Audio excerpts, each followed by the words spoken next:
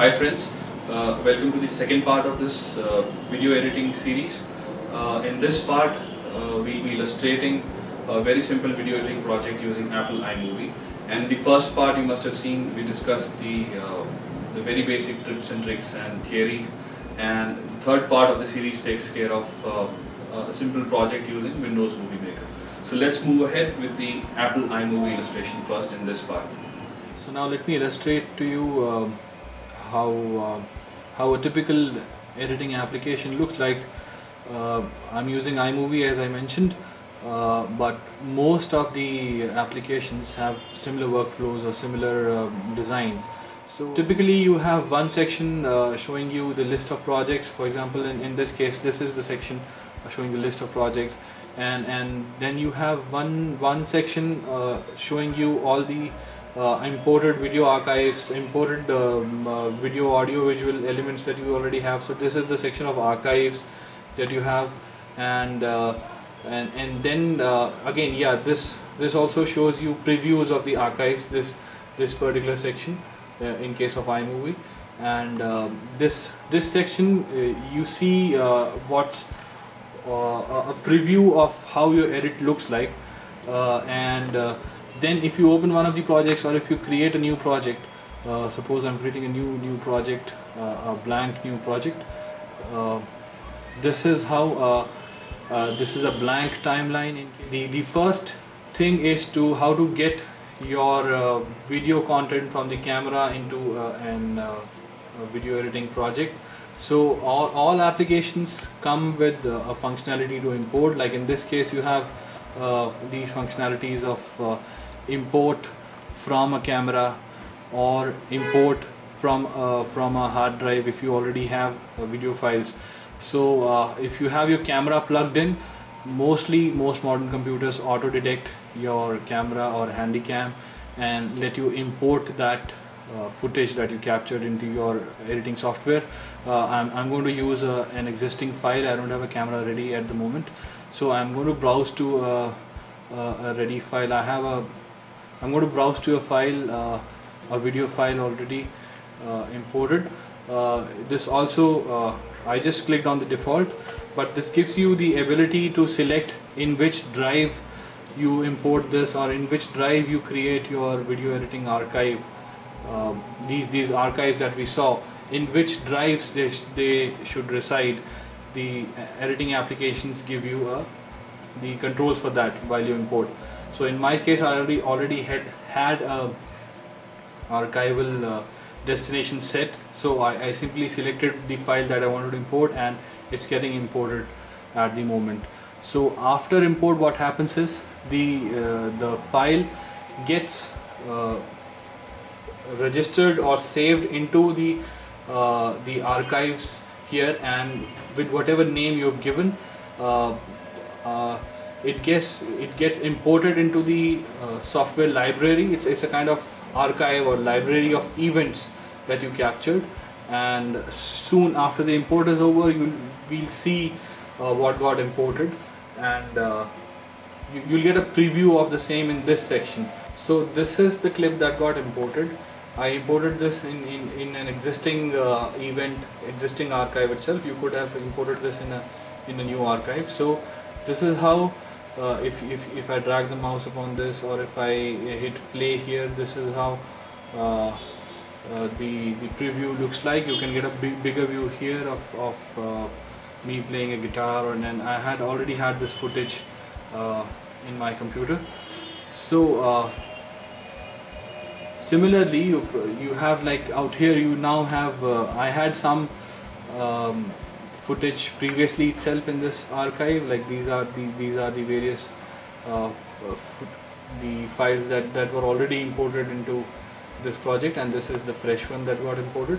So now I have a set of visual elements.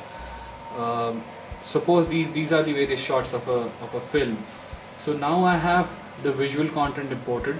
Similarly, like we imported this visual content, there is again using the same file import, you can import the audio media as well, or the songs or sound files you can get into the event this archive itself.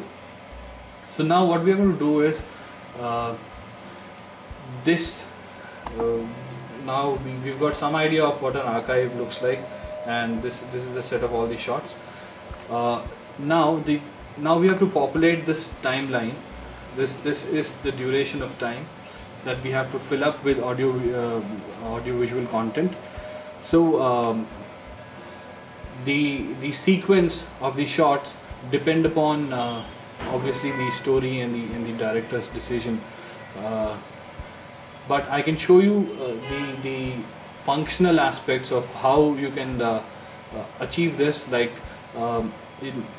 every editing software enables you to select few sections of the shot and import this onto the timeline, or you could simply, in case of iMovie and Movie Maker as well, Windows Movie Maker as well, I guess you can simply drag and drop this section onto your timeline and follow the on-screen messages.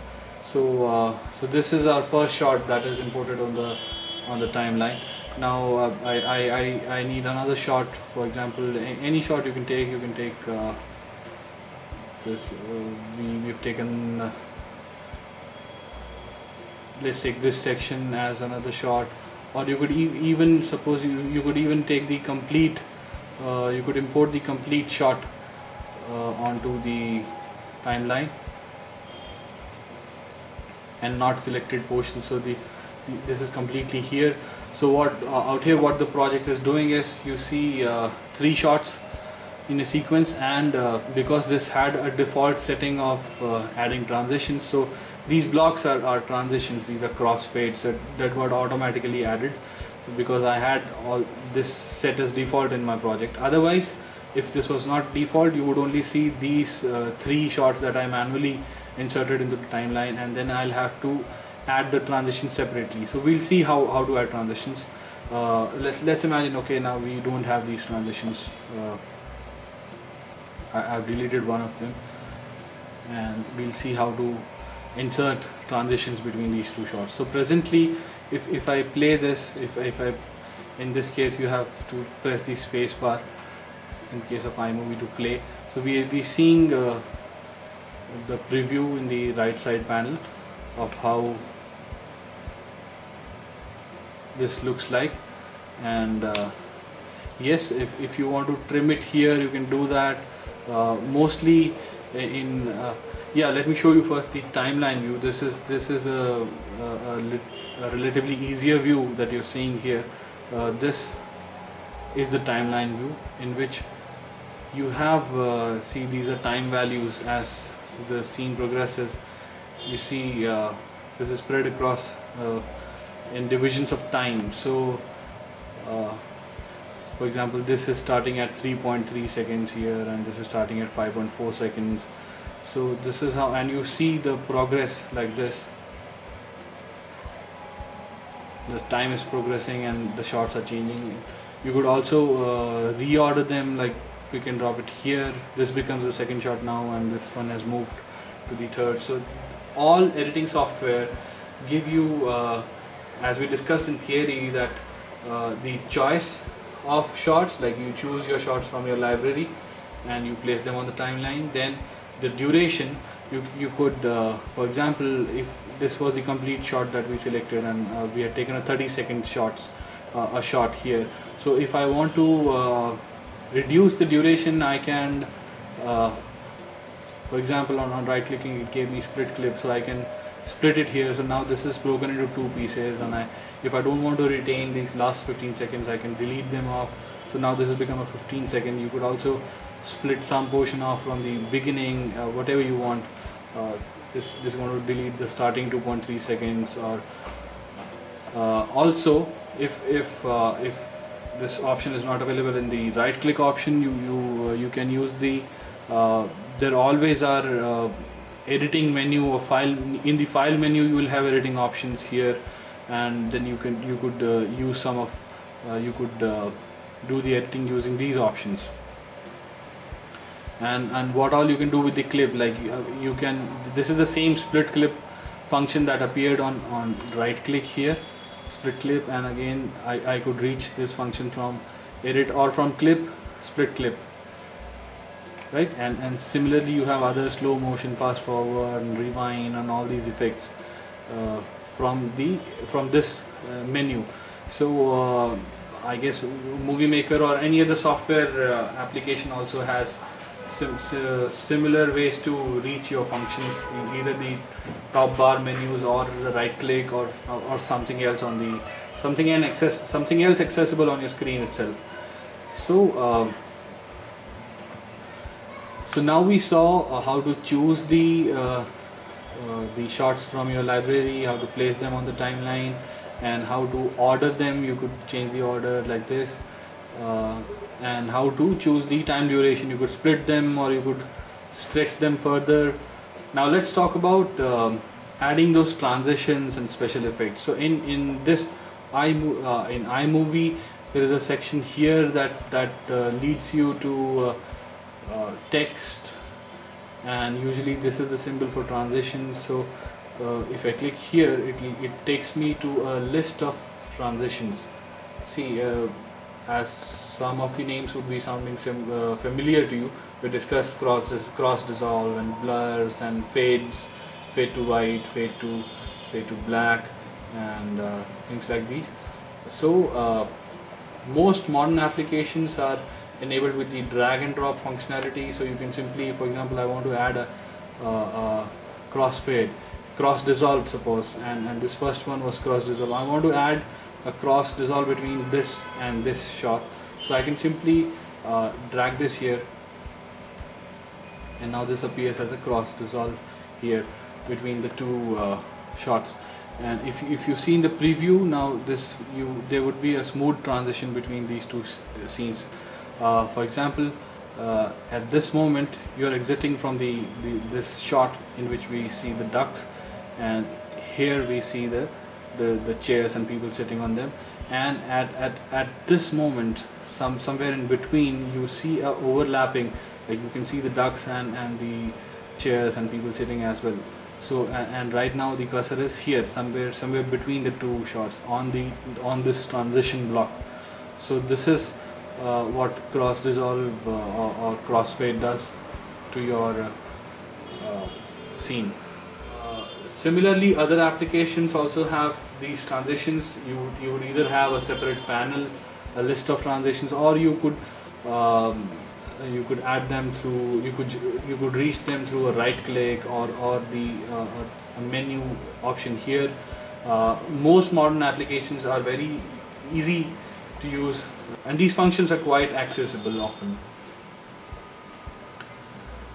So now we have added transitions. There is another. There are more options here of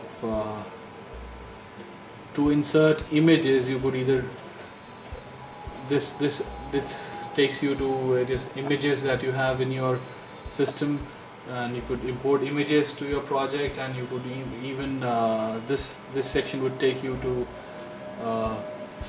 various sounds and music in your to import in your project. And often these come preloaded with some simple soundtracks and Foley sounds of footsteps, gunshots, and sounds like these software applications come preloaded with certain sounds which you can use in your projects. So now we have seen so far how to select the shots, how to choose their duration, how to add transitions. Now let's talk about how to add effects in iMovie. Like if you double click on your this shot, this chosen shot, it takes you to a menu that gives you option to make the adjustment with the clip. Like you could change the duration again from here. One way was the split method that we used. Otherwise you can key in the duration that you want. And now here you see the video effects. There is a list of effects like flipped, raster, cartoon, day into night, romantic, dreamy. This adds a glow. For example, if I select this the aged film look for now, so in the preview you'll see these lines appearing, and the color dulling, becoming little dull like an aged film. Or you could also add sepia, like see here now, this is turned to sepia. Or you could do a black and white here, and your preview changes to black and white. So this is how you can add these video effects.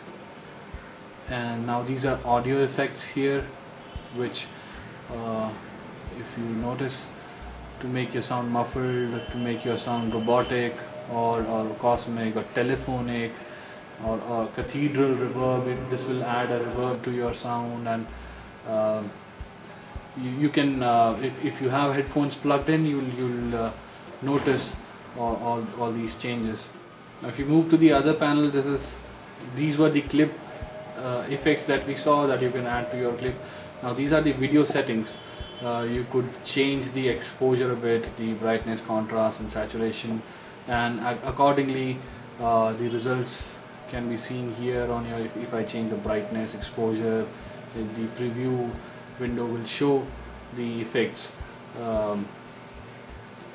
And from here you can change the color tones of a scene. If I drag this circle into various zones of this colored ball, it changes the color tone of the whole scene. If I drag this ball, and the color changes in the preview, if you see.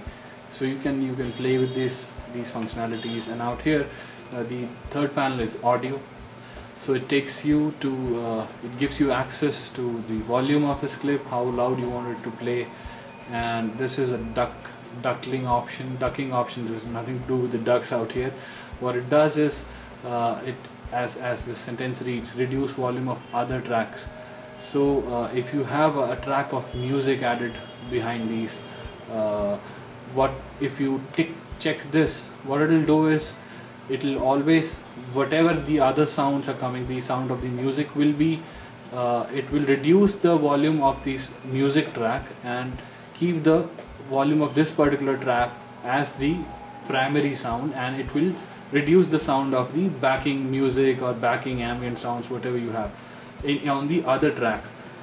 So the sound of this shot will become the primary sound, and the other sounds that you add separately, we're going to see how to add sounds and music.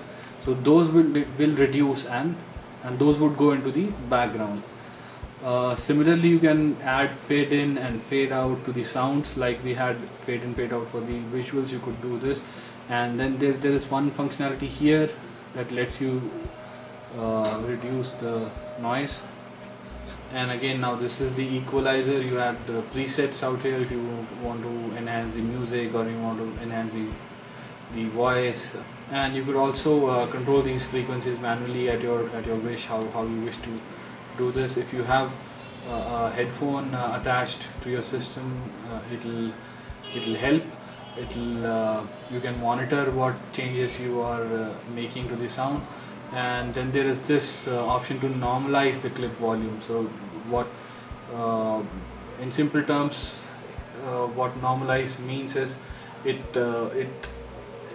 raises, or it makes the volume of your shot, it takes it to such a level that is the loudest possible level without adding distortions. So if you make it very loud, it might get distorted. So what normalize does is it increases the volume and takes it to a level where it is the loudest possible without any distortions. So often this helps, this is useful.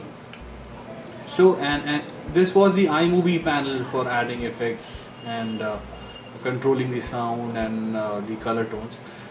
There are similar panels or functionalities in other softwares that let you do the same thing.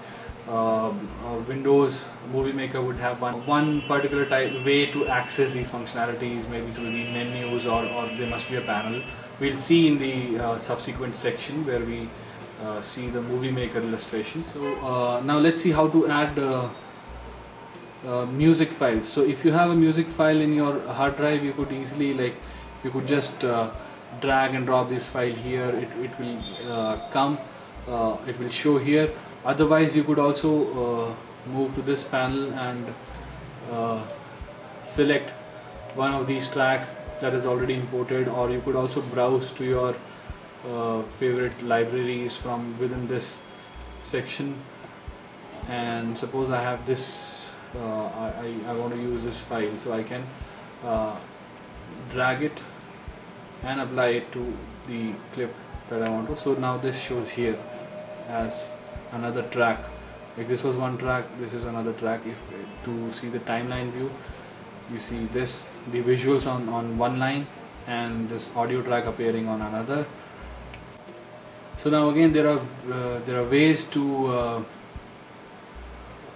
edit the audio tracks. If you right click, you have the split clip option. It splits it here into pieces. It's become 2 pieces. Or you could also drag it from the endpoint and change the time duration here. And you could add, if you double click here, it takes you to a panel which gives you audio controls, which looks similar to the audio controls that we saw previously. You have Normalize, you have EQ, you have this ducking, the volume, and all the other things that we saw previously. So you can double click and access the functions, or you could right click and do the edits, or again you can have the edit and the clip menus here. You can use them to reach the various functions. In a similar manner as you imported the music file here, you could also import other sound files. For example, Foley sounds like the door of a car, or engine of a car, or you have sounds of a footstep, or winds, or sound of a rain. You can import that again in your project and overlay them on your video clips, video shots. Now let's discuss about how to add text. Now most editing applications give you these functionality of adding text. Like if I select this in iMovie, this takes me to a list of text effects that can be added. This gives you a preview as well here. It adds a text on the center of the screen with and this adds on a lower third, the bottom section. This is to add text on the upper left. And again, in the case of these effects as well, you can simply drag and drop. For example, I take this centered one and I drop it on this clip. So now this gives me control to type here, and once I've typed what I want to type, I can click done, and then this is where this appears, the text layer appears in iMovie, and in the timeline view it will appear like this. And what I could do now is I can stretch this to multiple clicks, and if I want to edit, I'll double click this, and this again gives me the editing panel. I could right click and go to the fonts and change my font and add a bold or italic here. Or I could also click here to reveal a list of fonts here, right? It gives me a preview.